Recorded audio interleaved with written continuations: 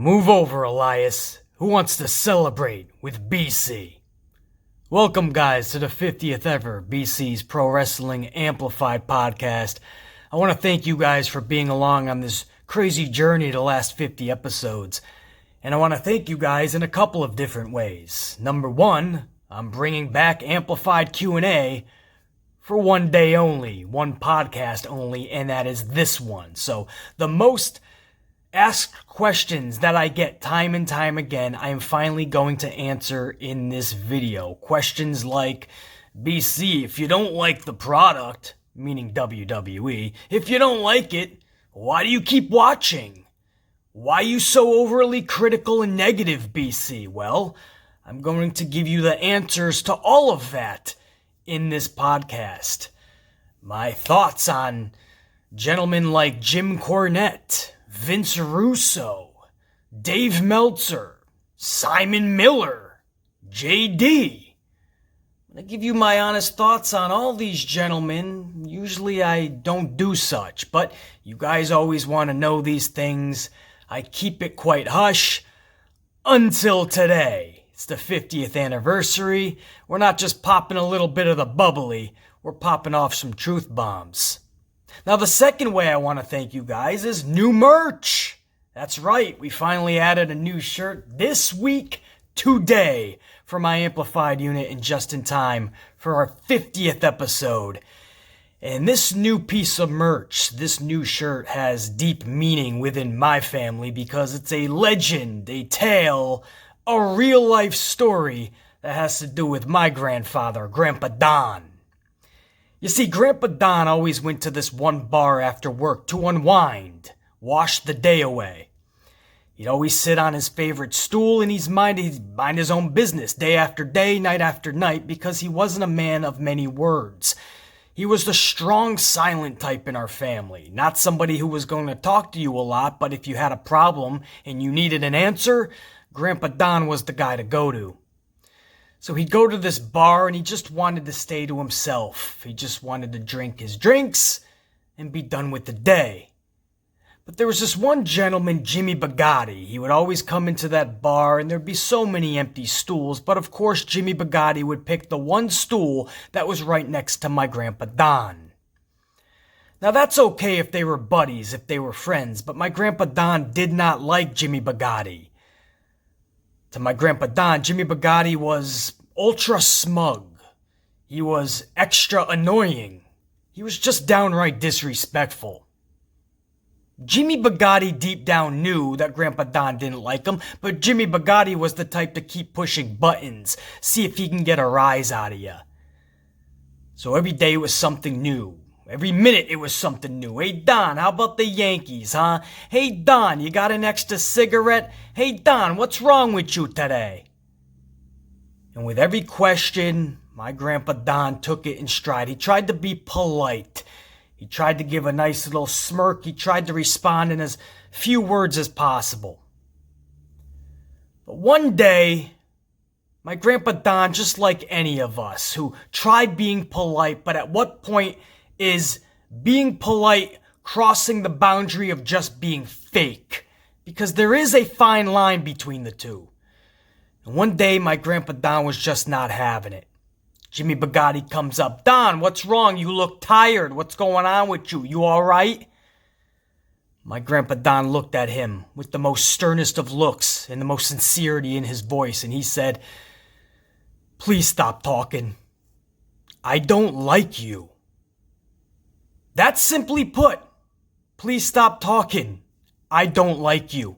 As blunt as possible. Yes, it may have came across as mean, but it was the amplified truth. It was months of yapping away in pointless questions just to get a rise out of somebody that somebody finally had enough. When he said, "Please stop talking, I don't like you," to Jimmy Bugatti, you could have heard a pin drop in that entire room because that entire bar went silent. Jimmy Bugatti never again sat at that stool and never spoke another word to my Grandpa Don. And the respect that my Gramp Don had after that in that bar room, unmatched. And that's the story behind my new merch. It has such deep meaning within my La Familia and definitely within the Amplified Man, and now I share that with you guys. Please stop talking. I don't like you. The official merch is here. It's something I've wanted to do for so long, even before I had a channel. I wanted something just like this because it's a story that I tell and I pass on to everybody I know. And it's something that I have to say to people even to this day. I try being polite, but there comes a time, again, where being polite is just not cutting it. And you need to tell somebody who's just being disrespectful. You need to tell somebody who's trying to get a rise out of you. You need to tell somebody who's pushing your buttons. Please stop talking. I don't like you. Sometimes in life you have to be blunt. Now you guys can share in on this story. I know everyone has people like that in their lives, or maybe you just aren't that person of many words. You don't want to stop and chat with everybody you come across. Let them know. Give them the amplified truth. This is the official please stop talking. I don't like you merch. This phrase has heavy meaning again in my family, and now I share it with my extended family, my subs, my followers, my fans, my people, my La Familia. The back simply says amplify truth. And again, the front, pretty fucking straightforward. So I share that story with you guys, and now I share this merch with you guys. It's available now on the Amplified store. I don't believe it is up on YouTube yet. You can check underneath this video. You guys see the merchandise. You guys see these ones underneath this video most likely. You'll just have to press on one of these shirts and that'll take you to the actual store. So you click on any one of these guys and then you just have to click right above to Amplified Store. Click on that. That'll take you here. And then you click on the new merch, and there you go. You sport that bad boy, somebody sees you in that, they ain't fucking with you. So thank you for allowing me to thank you a couple of different ways. Get you guys set up on what we're going to be discussing later on in the podcast. And for allowing me to tell you guys this personal story and sharing this new piece of merchandise with you. What do you say we kick off the Q&A? Let's get this rocking. New merch. Yes, I am pumped, man. I really am. I haven't even gotten mine yet. Mine's in the mail, so when that package comes, I'm going to be like a kid on Christmas morning. I've been waiting on that shirt for a while, man. I'm glad I can share that with you guys. Again, guys, this is our 50th ever episode. They say time flies when you're having fun. Well, we're having a hell of a lot of fun. Unfortunately, time flew. But here's to the next 50, and I wanted to do something special for you guys on this, so I brought back Amplified Q&A in a different sort of way. Back in the day, I was able to answer all your guys' questions, even down in the comments, but fortunately, I gained some success on the platform, but with that success means that a lot more people were asking questions, and it got to a point, guys, where I could no longer do that for everybody, unfortunately. But I did at least want to get in front of this camera for you guys to at least listen to me in this podcast form. Whether you're at the gym right now working out, or you're grocery shopping, or you're going for a jog or a walk, or you're just at home listening while you're doing homework or some work. I wanted you guys to enjoy a little bit of Q&A at least, and some of the most asked questions that I still get to this day. And I wanted to start off with a little bit of a troll question that I get from those people out there that I make cry. I make them upset because they go on platforms like this to listen to creators talk about how great WWE is. But that would mean I would have to lie to my audience, and I'm not that dude. I'm not that guy. I'm not that creator. They're looking for other people if that's the case. And that's not opinion that I say I didn't like this or I didn't like that. When you have enough bad things happen on one show, that just becomes factual evidence. That's not an opinion no longer. If it's just one or two things and the show is overall good and most of us can agree on that, then you're going to get an ultra positive review from yours truly. I'm going to talk nothing but the utmost and positives about WWE, because you guys got to remember, I'm not one of those creators that comes in front of a camera and says that I want to see WWE fail. No, I want to see them succeed. I want them to reach new heights never before seen. Higher than the Attitude Era. Is that possible? Probably not. But I want to see that. I want to see that company succeed. And it's that type of passion that when I hear these questions asked time and time again to BC, why are you so overly critical? BC, why are you so negative? And BC, this is the one I get all the time. If you don't like it, why not just stop watching? I get those questions all the time. And I'm now going to answer exactly why I don't stop watching. And you pretty much answered it in your own question. If I don't like it, just stop watching. Well, see, it has nothing to do about liking it or not. I love pro wrestling. I love the WWE. And because I want to see it succeed so passionately, so vividly, I come in front of this camera on every video and I give you guys the utmost truth. I could be ultra positive, like so many in this community, because positivity brings in more viewership. If I was more positive, you get more subs, you get more viewers, you get all that good stuff. But I'd be lying to my audience. And I'm one of those people where my morals and my values stand out much higher than anything else. Much higher than viewership or subs or money. My morals is the one thing that we're going to take with us. We all are going to take our morals and our values with us when we're long gone. Because that's the fabric of who we are. I'm not going to jeopardize that or put that into question. So you'll feel better about the WWE. So you'll feel better about the show that you're watching. So you end the show, you're all excited, you go on YouTube, you want to hear other people passionately talking about how awesome the show was, and you come across the BC Amplified channel and you get somebody who is ripping it apart. Now you can be sad, depressed, and ask me why I keep watching if I don't like it, supposedly. You could ask why I'm being so negative and overly critical, or you could look yourself in the mirror and say, this dude sounds like he knows what he's talking about.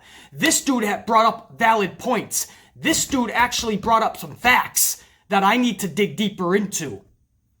And if you do such, you'll come to your own conclusion that this dude, the BC Amplified channel and BC Amplified, he knows exactly what he's talking about. This product can be 1,000,000 times better than it is right now.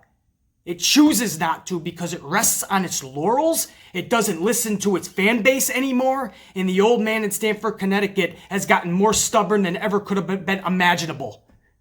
Those are facts. And when you mix them all together, you have a lackluster product. They stopped caring for years. Vince McMahon started this XFL project a few years ago, and that's when you really started to see what was already a decline for WWE. You started to see that going to overdrive mode. And I'm unapologetic when I say, when there are fans that watch WWE Raw for 3 hours and when it's all said and done, they say, wow, that was a good show. I'm calling you a liar. And this is not the channel for you. Because you're not going to have me sing some hunky-dory tunes just so you feel better about yourself. We're watching two different products, or my standards are way higher than yours. That's not my ego. That's just the truth. My standards are higher for this company because it is a billion-dollar company with an amazing roster with 3 hours of programming every Monday, 2 hours every Friday. And you cannot put together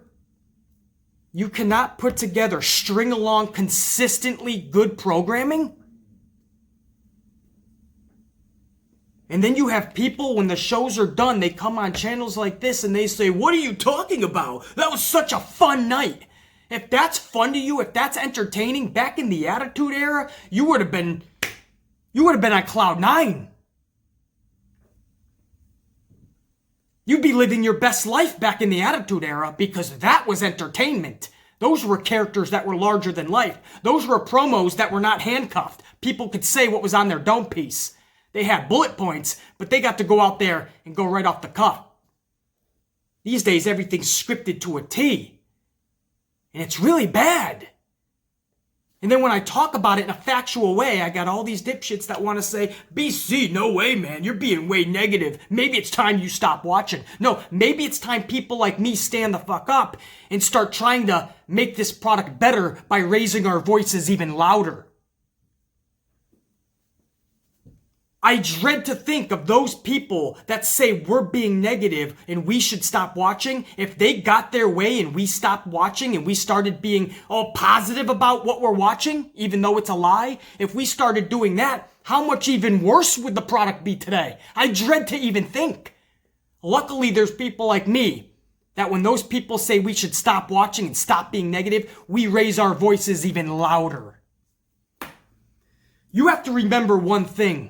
WWE is not immune to criticism.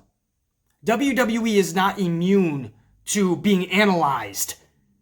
You ever hear of a network called ESPN? It is literally a 24/7 network. And by the way, there's multiple channels. ESPN 1, 2, 3, ESPN News. 24/7 dedicated to critiquing sports. Talking about the positives and the negatives. Overly critiquing it. Analytics and statistics to the 10th degree, 24/7. When there is a news story, they dissect it, 24/7. You go on this platform for movies and television shows. People are analyzing them, reviewing them. You think WWE is immune to that? We're supposed to just talk all positive like it's all a bed of rainbows and cupcakes? No. There's a truth to be told on this platform. And I understand there's a lot of creators that will give you that bubbly BS and give you all the better roses and positivities of it. I'm not one of those. I love talking about the positive stuff. There just isn't enough these days. You cannot like me for that? That's fine. I have a duty to do to myself for this business to make it better. And if my words can make an impact, then I'm going to do such. I love every single one of those men and women that go out there and put their bodies on the line to try to entertain us. The problem is the company from top to bottom is not delivering the way it should be. The talent is there. The spark is not. The amplification is not. The formula is not there. Nothing is coming together. The suits and ties don't care. The old man is just worried about XFL right now. That is evident. And I'm supposed to come in front of this camera and lie to you guys every review. No. If you can't handle it, you stop watching. You get to choose which YouTuber you watch, which channel. If you want the bubbly stuff, I'll give you a list of 100 people that'll lie to you every single video. One of them I'll be talking about later in this podcast. That's one of those things, guys, that I refuse to do for my own integrity. I ain't gonna lie to you. You're gonna get the real shit, man, every single vid, every single podcast. You deserve that. I deserve that. We all do. You think I'm being overly critical. I'm not being critical enough. You think I'm being overly negative. I'm not being negative enough. I'm actually showing them way more respect than you think. I could be a lot harsher. WWE is not immune to criticism. There's channels dedicated to covering sports and entertainment. And you think that WWE were just supposed to talk all about the positives. No, it's not like that anymore. The world has changed and bad stuff is going to be called out. WWE has been really, really bad, really horrible for years. That's the truth. I understand you don't like it because you love WWE. I do too. But if you raise your voice loud and you talk about what you don't like, that's the only way you can create real change. You got guys like Seth Rollins, who yet again, just in a recent interview, was talking about how it's easier to be a heel because these days, everybody just likes to pick out the negatives anyway. But Rollins refuses to tell the truth and say that's because the company is only dishing out more negatives than positives. Most of these shows, there's more bad stuff that's happening than good. More stuff that is underwhelming. Stuff that is not delivering. Stories we don't care about. No larger-than-life characters outside of Bray Wyatt. You know, for the females, I love the Sasha Bankses and such, but, you know, it doesn't matter because you're going to continuously get the Charlotte Flairs to be pushed. Or the Alexas, or the Mandys. The Lacey Evanses. This company makes so many bad decisions, and you expect me to praise them. Not going to happen. So that's the truth. If I don't like it, why not stop watching? That's your answer. It's not about liking anything. I love it. And because I love it, I refuse to lie just so you won't cry. I'm going to keep on rocking out the same way I always have. Because people are listening. People are watching in that company. Trust me. Believe me on that. I've had several superstars reach out and leave comments about my videos. You guys know exactly who I'm talking about, half of them anyway. I've talked about several of them and exactly what they wrote. And others, you don't know. There were personal messages sent to me, and that's something personal for me. Several superstars have reached out. So I'm telling you, I know for a fact, they're watching, they're listening, they know. The Amplified Man. I have a voice in this community. I have a voice in pro wrestling. I have to use that, man. I have to use that in the best way possible. I can't just make everybody happy by talking about, you know, a nice sparkly rainbow sky and handing out these nice cupcakes.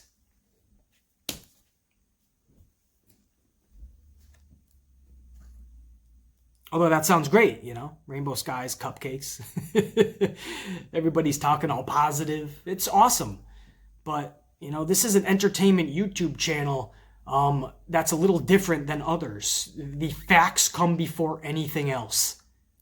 And that's what I'm basing this entire channel on. So hopefully that clears that up. I'm sure I will get it a million more times anyway, and that's fine. And as you noticed, I never respond to schmucks like that, ever.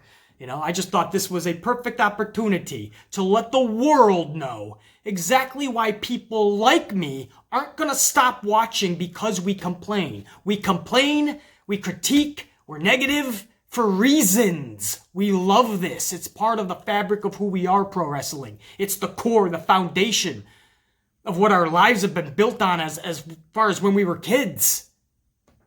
We're not just going to let that go just because you'll accept anything that the old man gives you. Please, sir, can I have some more? Moving on. Q&A. But you guys always love to know, if we're doing an amplified Q&A, let's talk about my thoughts on a lot of personalities in the pro wrestling world and YouTube world. You guys ask this a lot. So many of you all the time ask me about certain personalities. Jim Cornette always gets brought up. Vince Russo always gets... BC, what's your thoughts on Vince Russo? But if you watch the channel, I've talked about these gentlemen in the past. Thoughts on Dave Meltzer. And again, I've talked on that in the past. Simon Miller. JD from New York. Yeah, these are people you guys are really like interested to see my thoughts on, and I never elaborate on these people. I'll bring up people like Meltzer and Russo and Cornette from time to time when they say something that becomes newsworthy and I then have to talk about it. But if you guys want my honest, genuine feeling on it, it's amplified Q&A, right? Let's give you honest answers here. When it comes to Jim Cornette, for instance, I love the character of Jim Cornette. Not just in the pro wrestling business, the character, but he's a character outside of it too. He's one of those dudes that lives his character because at the end of the day, they're not that far apart. So I respect Cornette greatly, and most importantly, I respect him because of his dome piece. He's got such a brilliant mind for the business and for the game. Now, is it a little outdated? No question. But he still was one of the most brilliant minds of the past 3-4 decades up front. And it's a very small category that I would put that in. Paul Heyman being one of them. Even Vince McMahon back in the day, he was a genius, to be honest, guys. What happened recently, I don't even want to talk about. But Vince McMahon back in the day, he made some brilliant moves that put WWE where it is today, at least. And again, Paul Heyman and Jim Cornette is in there. My problem with Jim Cornette is he's way too political on his platforms. I understand, you stand up for something, you'll fall for anything, is the old saying. But sometimes he just gets political when it doesn't need to be, or a subject that has nothing to do with politics, and he'll just jump in on it. That's what I don't like about Cornette. Other than that, even when I don't agree with him, it's hilarious. You guys got to remember, this is entertainment at the end of the day. It's gonna be subjective for the most part. Everyone is gonna have opinions on a lot of things. But whether you agree or disagree, it's entertainment. And if you don't find Jim Cornette funny, then we find things differently funny, I guess. So at the end of the day,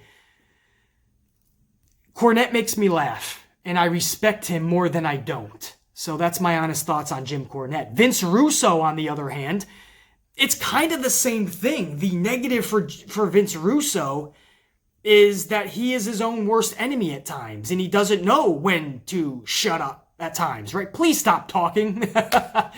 Maybe it's not as far as I don't like you, like the t-shirt, but sometimes it's one of those please stop talking scenarios.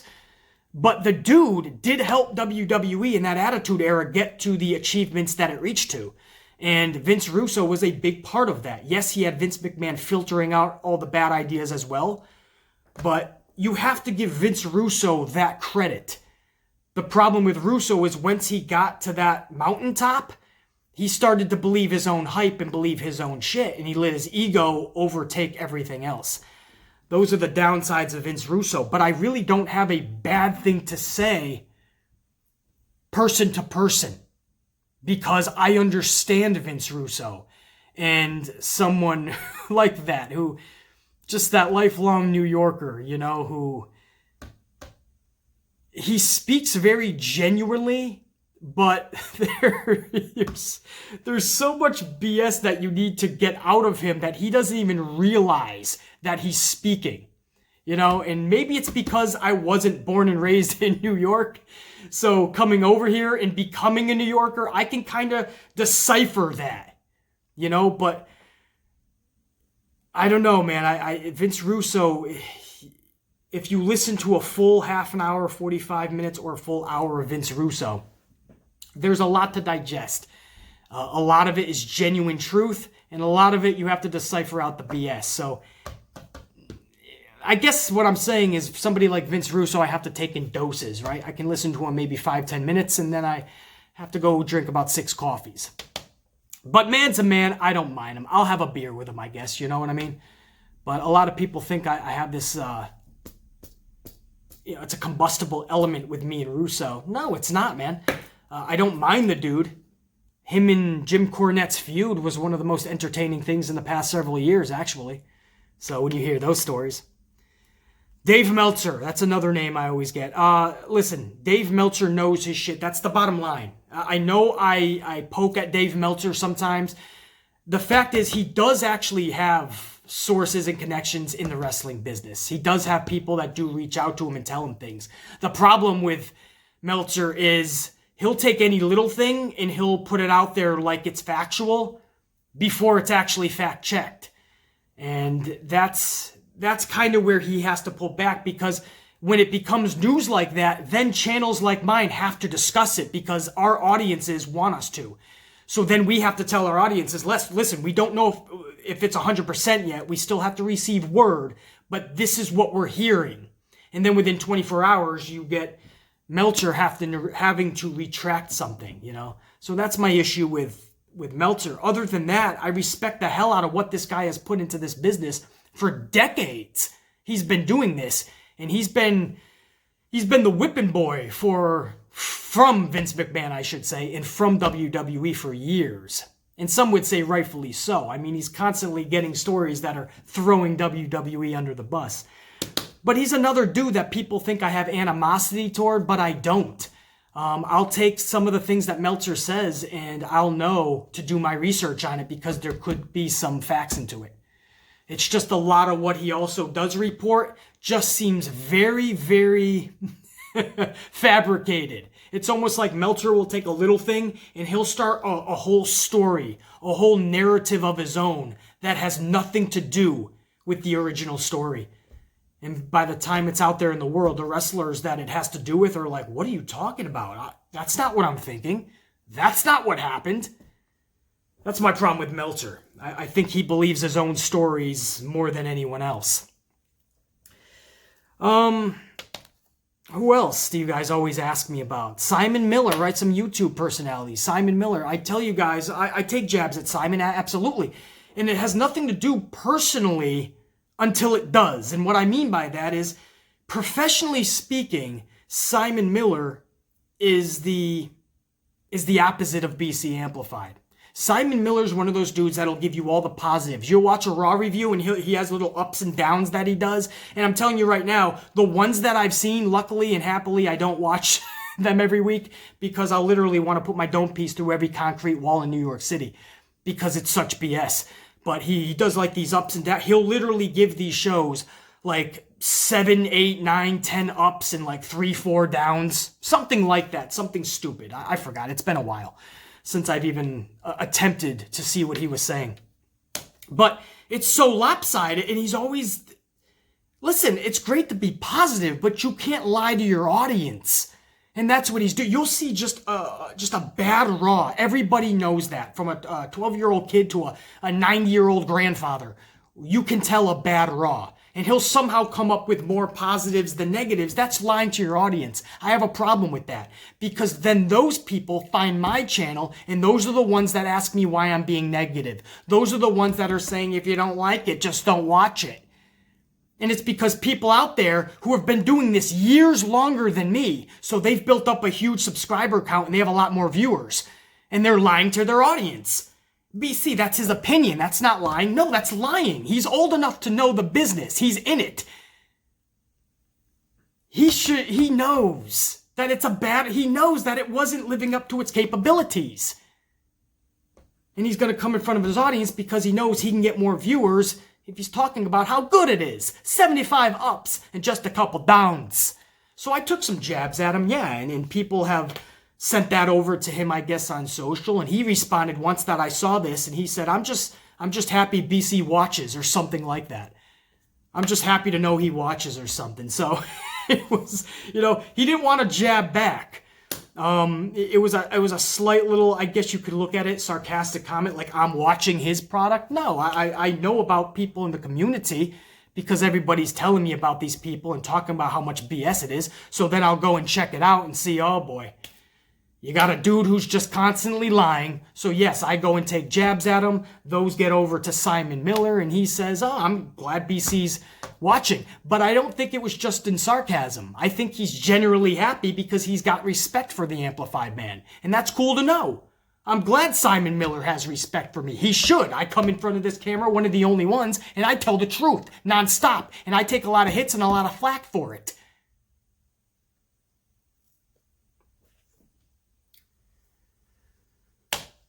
So yes, that is my problem professionally, and that leaks into personally because personally for me, again, it goes back to integrity and morals and values, and these are things that I hold near and dear to my heart. If you got somebody out there who's pimping out positivity just for views and subs, I understand this is a business to these people, but you have to be honest. That is the fabric of what we do on this platform. There's no way any of these Raws in the past several years have been more positive than negative. But this dude will have a review show. And he has I don't know, he just lies, man. So that was my problem with it. And then he goes on, he'll do these interviews and I've seen people send me this stuff. BC, look what he's saying now. And he'll talk about how the community needs to be more positive and be more okay with everyone's opinion.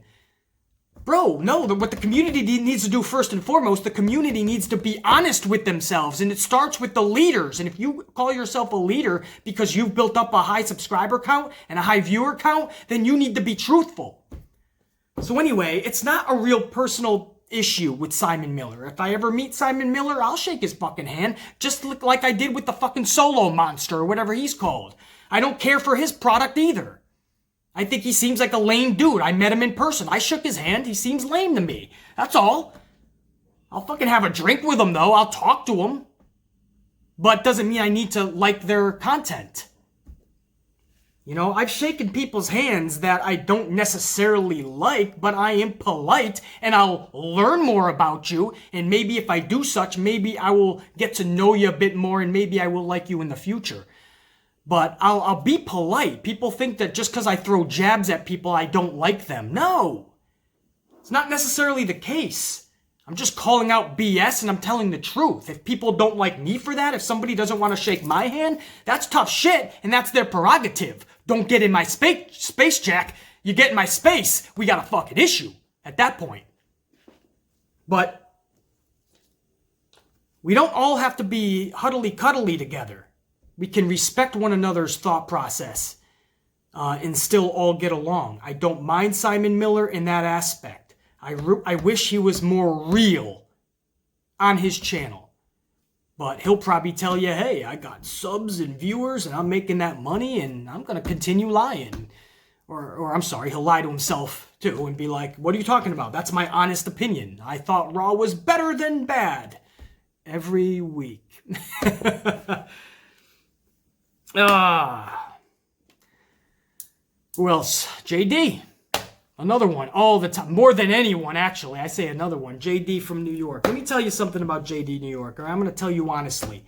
If I ever, and I'm telling you right now, I see this dude in person, I'll tell you right now what I'm going to tell JD. I'm playing along. I'm playing with you. I love JD.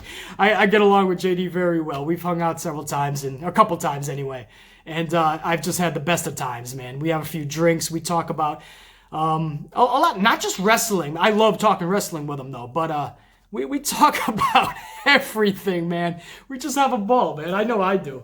Again, you get the drinks flowing in me, and I'm in good company. I'll have a ball.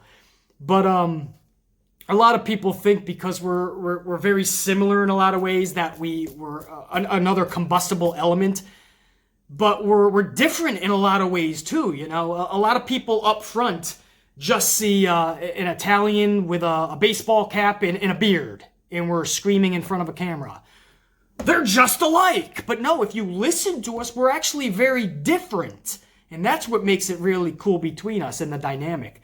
So we've taken some jabs at each other in the past, obviously, all in good fun and entertainment. But at the end of the day, from day one, I don't know why people thought there was real animosity, because from day one, we've always spoke about respect for one another. And that's absolutely tenfold. If you really knew JD, guys, like I am still in the process of getting to know him, but as I do know him right now, just hanging with him a few times, if you really knew this dude, you would see the passion and the hard work and dedication that he puts into what he does. You know what I mean? Whether you agree with him or not, whether you think he's BSing or not, whether you think he's overly negative, at least, see, he's with me, he's on my side as far as, like, being overly positive or just being real, right? You have the Simon Millers in the community, and then you have people like myself and JD. That's kind of why I identify a little bit more with JD, because we're more along on the same page. We think way more alike on a lot of things as far as where the business needs to be and should be. And when you get to know him, you see how much his work means to him and how much he puts into it. And it means everything to him. And if you don't respect that, then I just don't know how you go about respecting anything in life, because that is that's so awesome to see. Because I'm somebody like that. And upon our first meeting, when I first met JD, that was one of the first things that I noticed. You know, his passion and what he talks about, and how firm he is in his stance on subjects. And that's really cool, because a lot of people not like that. You know, they're afraid to get passionate or amplified on something. They're not willing to show that side of them. He is very, very low key in real life, though. You know, from what you see on YouTube, In real life, he's very much more low key, and he's a very just a genuinely cool dude. And then you got me. I'm amplified in real life. It's not too far from what you're seeing here. That's me. You get some drinks and then we get even more amplified and we have way more fun. But yeah, when you get, you got just a cool, down to earth dude. You got an amplified man. It's an interesting dynamic, but we get along great. And I think the only way to go about business is a joint production, even if it's just one video. I do think that collab needs to happen only because we are the best at what we do in this community. It's hands down. It's not even close. It's BC and JD. There's always this talk of the two of us. It just needs to happen one day, and when everything works itself out, because it's going to take some time. We have to get on the same page on a lot of things, and we're still kind of figuring things out. And then down the road, it needs to happen. I know this, and I think deep down he as well knows this. I'm being honest with you guys. Everyone thinks that it's like we kind of teased it around New Year's.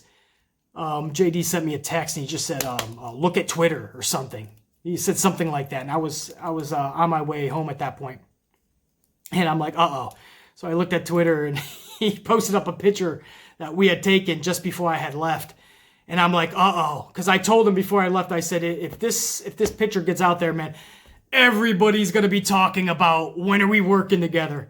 And sure enough, he put that up, and man, I started getting all these responses, and I was like, uh-oh. Everybody thinks we're collabing now. So that obviously took on a life of its own, and now I can honestly tell you guys that I am down with it. I am definitely down with something like that. Not quite yet. I want to meet up with JD a few more times and really iron something out that would be really cool, not just for us, but for our audience. I don't want to do a collab with JD unless it's pure fire and passion. I don't want to be one of those channels that puts out a video of two dudes just talking pro wrestling. I want to bring amplification. I want me and JD to butt heads during the podcast or during the video, Respect afterwards, Bro hug and have some cold ones after, no question. But I want us to go full throttle. I want JD to be the top of his game. I want the amplified man to be the top of his game. And I want us to go at it on subjects. That's the type of video I want us to make. Full throttle, all out. You tell me how you feel, and I have a difference of opinion. I'm going to tell you how I feel, and we're going to rock it, and our audience are going to be the real winners. I don't want to be just two dudes just like having some laughs, sharing some beers, and talking pro wrestling. We'll have some of that, but I want to do what we do best. That's what people really want to see, a collab, right? If you want to see BC and JD, you want to see it at the highest of levels. You don't want to just see two dudes having some beers and talking pro. Actually, that would probably be wildly entertaining as well. I just thought of that. That would probably be fun as well. But I want to do a video that's worthy of BC and JD. So I am down for a collab in the future. The ball is in his court if he ever wants to do something in the future. And that's something that me and him are going to talk about when we get together soon, which we have talked about. We will be doing. So I know that is something you guys always ask me about. BC, are you ever going to work with JD? How do you feel about JD? I respect the hell out of him. He's got an amazing work ethic. When it comes to this community, he's the most like-minded of me. We have so many differences on a lot of things, which makes us so uniquely awesome. But the similarities between us just makes him somebody that I can connect with much better than somebody like Simon or somebody like Solo Monster or whatever however you pronounce it, or somebody like I don't even know, any of those what culture bums. There's so many fucking schmucks in the community. Alright, so those were a little bit more of the in-depth, a bit more serious type of questions to be answered. Now it is the 50th podcast after all, so I want to kind of take a more lighthearted turn and have some fun with the rest of these questions. So I figured what better way to have you guys get to know the amplified man a little better, but in a kind of fun way, right? Not just the stereotypical, where are you from? What color do you like? What's your favorite meal?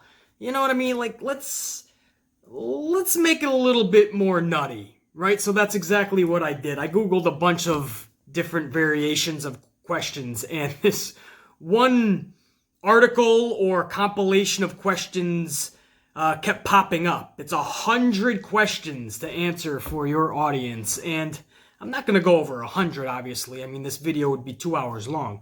But I'm going to take about 25-ish. Maybe I'll do the top 20, 25, 26 of these questions.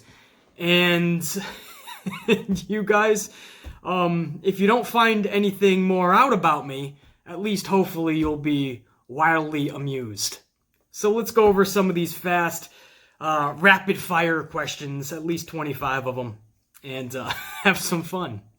Again, I didn't go over these guys. There's a list of 100 of these. I'm just taking the top 25-ish. So from the top, I didn't make these questions up, all right? This is from an actual compilation article. Are you hot? I'd like to think so, but that's in the eye of the beholder. I don't know. Who am I to say? But yes, my answer is yes, I am hot. Are you rich? No, but I've been poor, and I never want to be that again. Do you like coffee? A little too much, anonymous question asker.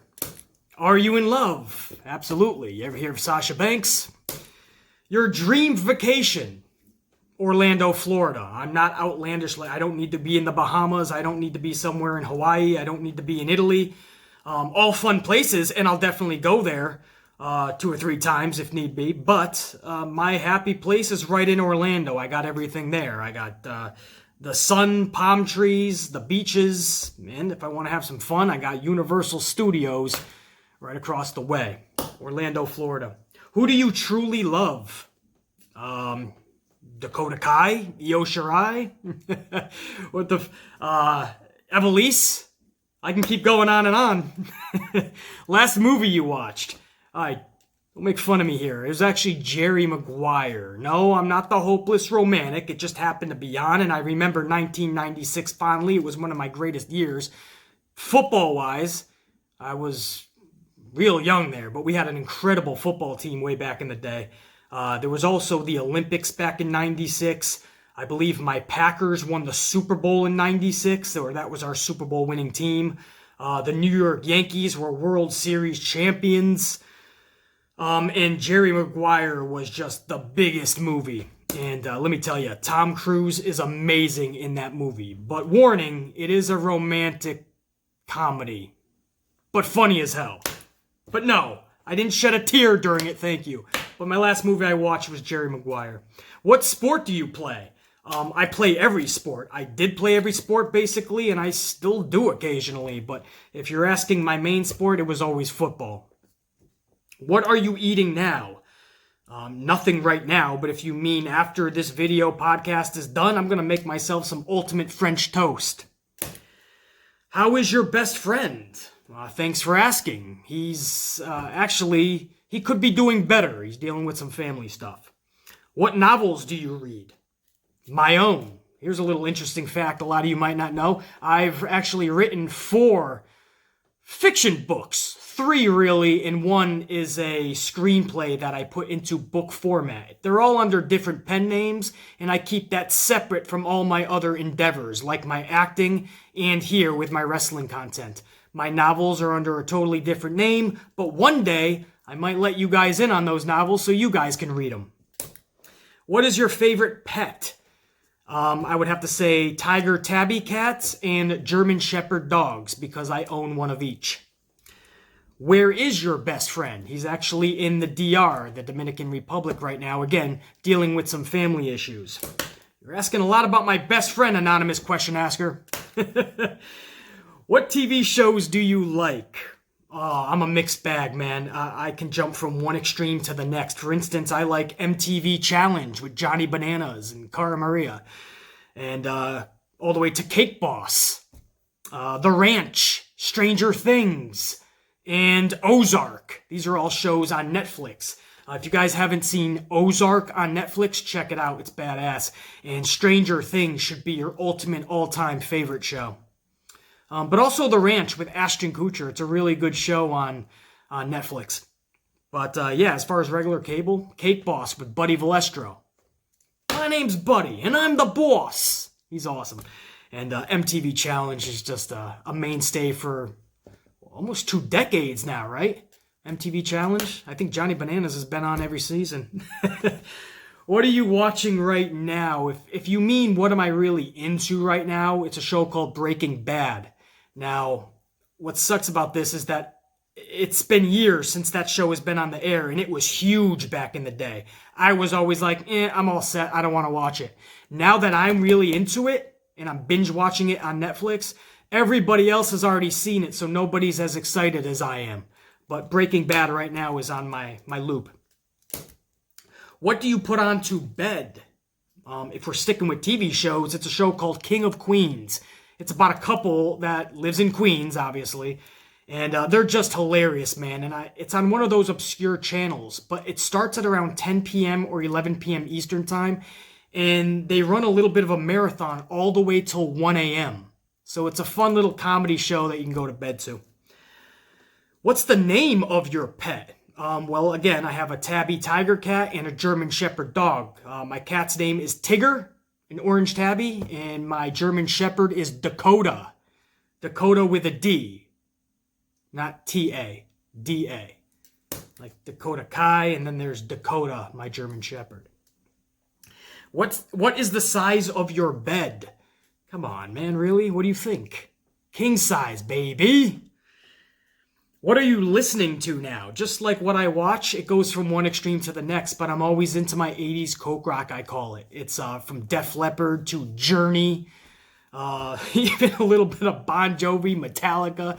I'm always stuck in that 80s, even early 90s type of thing. But you could catch me in the gym, literally. I can go from Def Leppard's Photograph all the way to Hypnotized by Biggie Smalls to The Return of the Mac.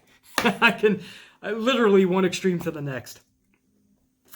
What is your favorite subject? If you mean back when I was in school, to this day, it's always been math. Now, I want to make a clear distinction.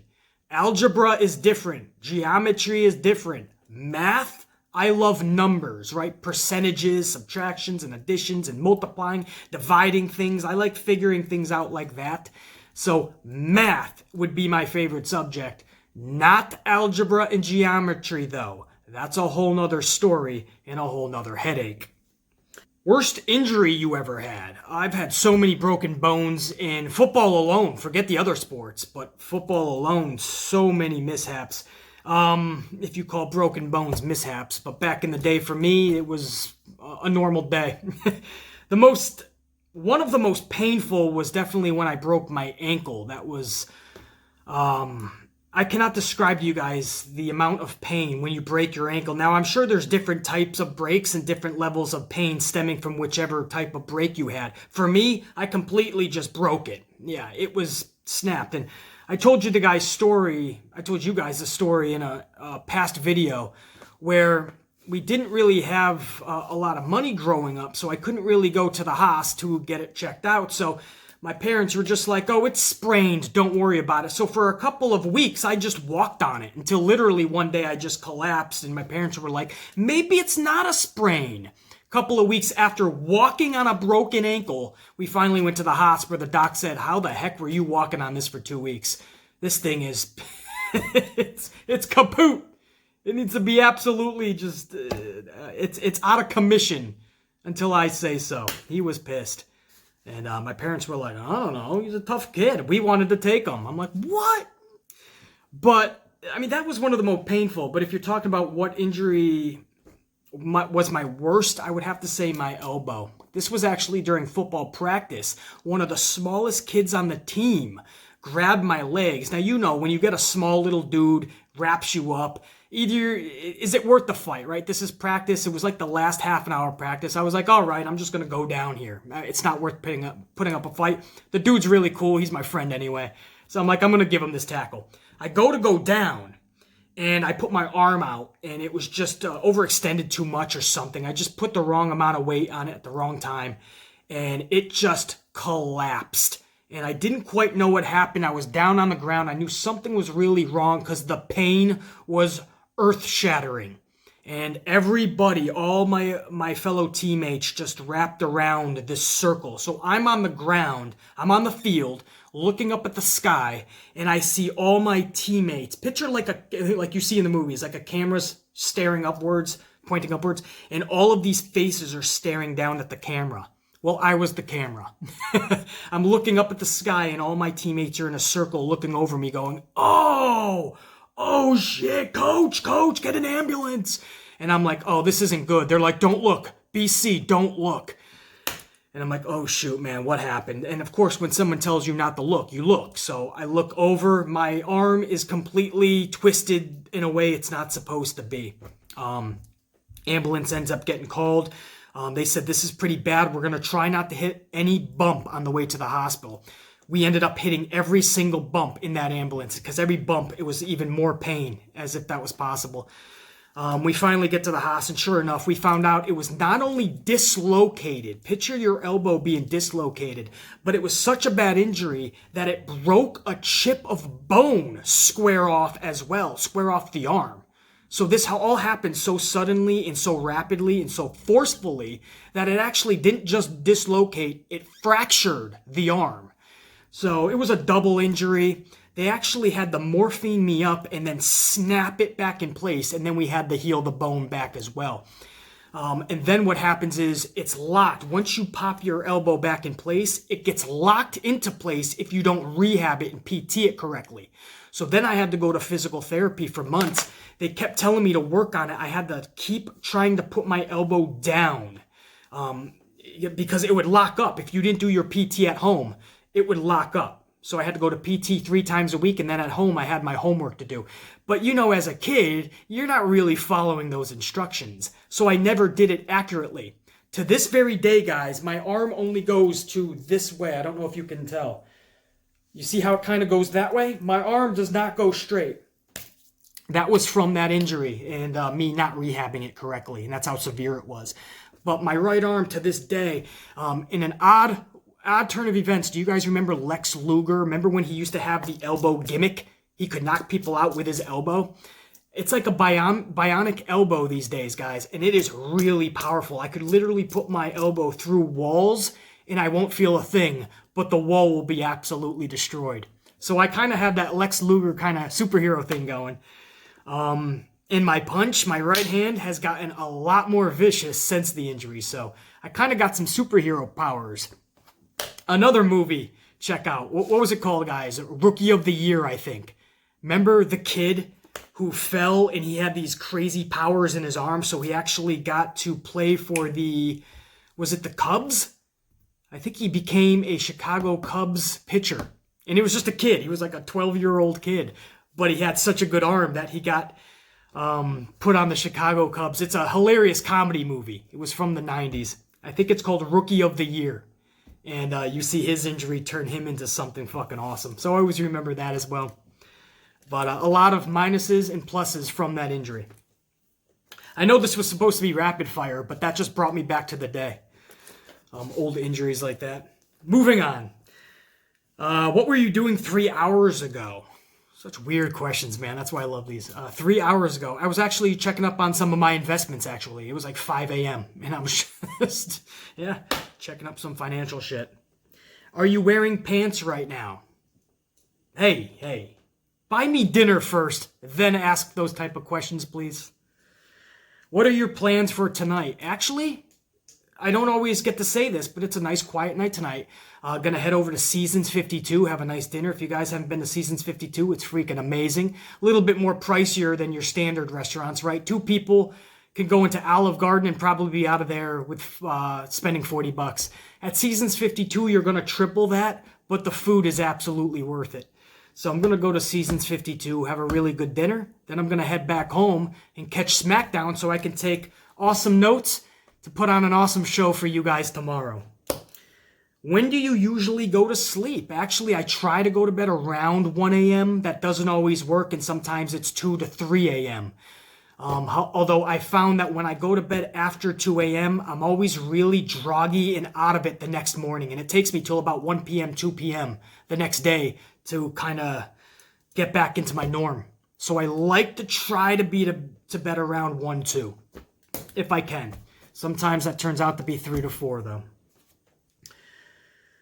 When did you last go on vacation? This was October. I got to see Horror Nights, and of course, down in Orlando. That is my spot, man. I love it. If I could live there, I would be there. And I'm sure I could, but career-wise, everything that I need is over here in New York City. But Orlando, Florida, man, that was my last one, too, back in October. Can't wait to go back. I'm counting days at this point.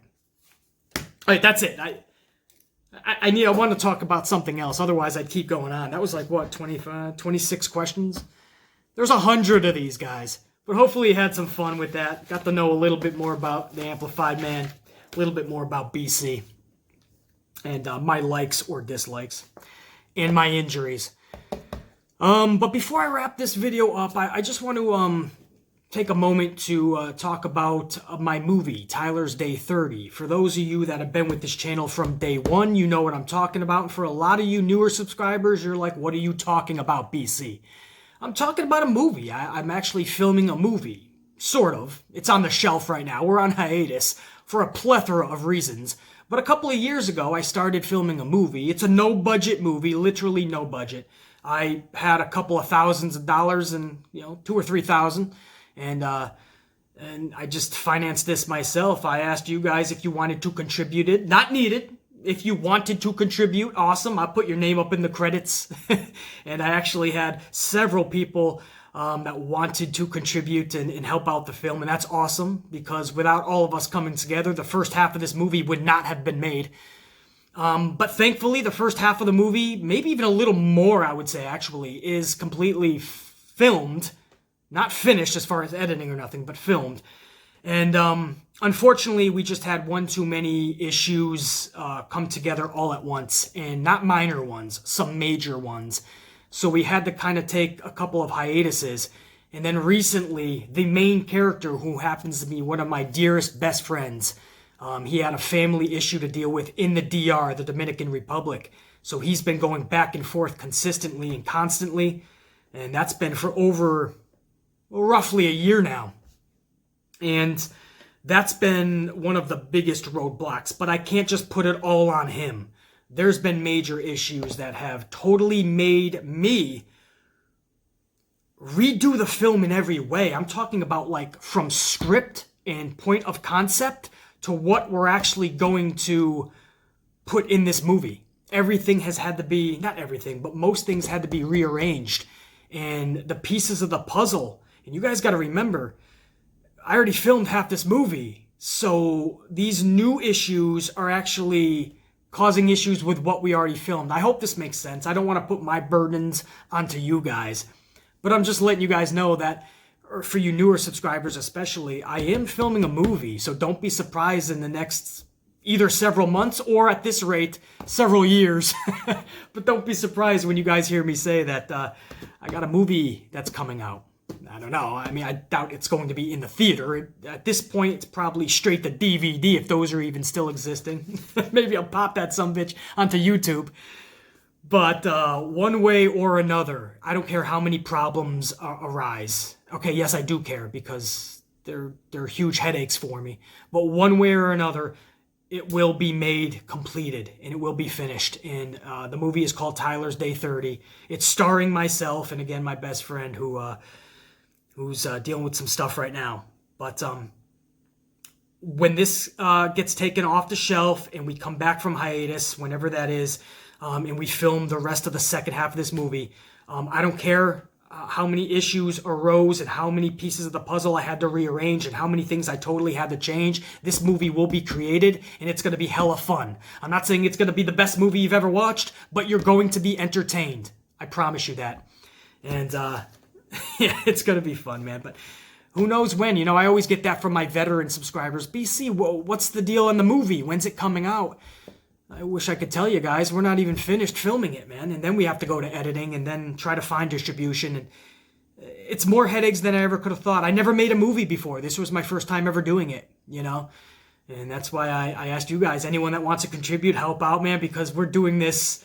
It was crazy. And we literally filmed 3 different states from over in New England, Massachusetts, to New York and New Jersey. I believe we even filmed a scene over in Philadelphia. So 4 states, Pennsylvania. 4 states, and we did it all between my couple thousand and what you guys, some of you contributed. We did it all for just a few thousands of dollars. And we got to film the first half of this movie 4 different states. And it's a no-budget film, and we did pretty good. If it wasn't for all those main issues and huge problems arising, and if I wasn't the only one that was making this movie, because nobody else is making it, I'm the only one. I'm the producer. I'm the director. I'm the star. I'm all of it. So I didn't know it was going to be this hard. I did know it was going to be hard. But the movie will be made. A good buddy of mine once told me, not too long ago, maybe a month ago actually, he said, just remember Avatar. And I didn't really know what he meant. So I Googled up Avatar, that whole movie, you guys remember, from 2009. And their sequel has taken 12 years to make. They wanted to get a sequel out within the next couple of years after 2009. And it took so long that they just said, at this rate, let's just do something unprecedented. Let's just make a bunch of these sequels, and we'll put them out 1 year after each other. So that's what they did. The first sequel, they had so many setbacks, so many problems arose, that after a few years, they just said, all right, let's just make part 3, 4, and maybe even 5. And that's what they did. They made like 4 movies, 3 or 4 movies, back to back to back to back before they even released part 2. So here we are 12 years later almost. By the time the next one comes out, it'll be nearly 12 years. And part 2 hasn't even came out yet. But again, that's because they're making part 3 and part 4 and so on. They're trying to do it all at once. But still, even if you're doing 4 films, 12 years, it takes you 3 years on average per film, that shouldn't be the case. You should be able to get everything done in that 1 year, even if you took a year off afterwards. Did the second film for a whole year, take another year off, the third film, that should only take you 8 years. How the hell are you taking an extra 4 years? And you have a $250 million budget per film. I'm over here on a no budget. I'm doing everything myself. You know, at least it's more understandable for me. But my buddy was right, because when I think of the Avatar situation, it was like, wow, man. Even though they're doing a bunch of movies, it still took them 12 years to get one of these things out. So, you know, it just makes me think that in the movie business, in the entertainment business, you know, you can't really, you know, productions, they run on time restraints. You know, the movie business is ran on timing. You always have a budget, and you always have an allotted amount of time. And what we've seen in the movie business is that sometimes that gets thrown out the window. And if you Google it, you'll see so many films, for instance, that had to push back their release date and then push it back some more. And some totally had to wait an extra year or 2. And these are multi-million-dollar budgeted films. So it makes me a little bit, it makes me relax a little bit. I don't put too much pressure on myself because I was really starting to stress out about it. I really wanted to get this out as fast as possible. But, you know, I've had so many friends tell me, dude, relax. You know, when the magic is back, when everything is right, that's when you continue. But you have multi-million-dollar budgeted films that are pushing back their release dates. You know, it happens. You never know sometimes, you know. But it's the movie biz, man. When's it going to be released? Who knows? Could be any month, could be any year. As long as I'm not on the Avatar schedule and it's not 12 years, I should be all right. But yeah, I did want to kind of touch up on my movie Tyler's Day 30 for my veteran subscribers and for my newer subscribers. I am filming a movie.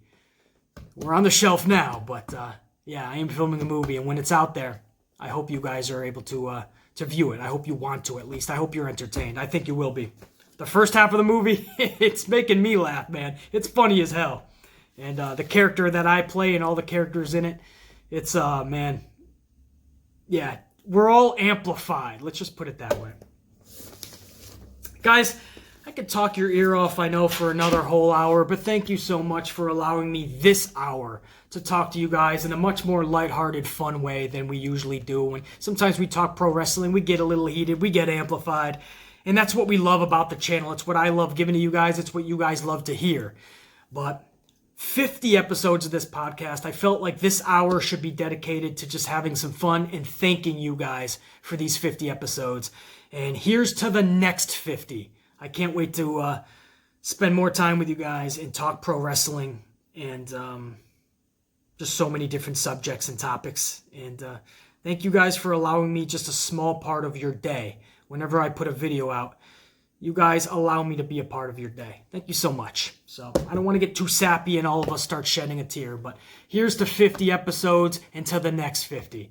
I'll see you guys tomorrow morning for the SmackDown review show. This is the go-home show to the Royal Rumble, so it's a pretty big one. And then Sunday, we're going to do kind of a double video. I'm going to have a little bit of a review for NXT's When Worlds Collide show, and then I'm going to have a preview to the Royal Rumble. So still a lot of content to come this weekend. The Amplified, man. Lighthearted, right? We're not going to... A lighthearted double whammy. Boom. And a lighthearted check you later. Much love, guys.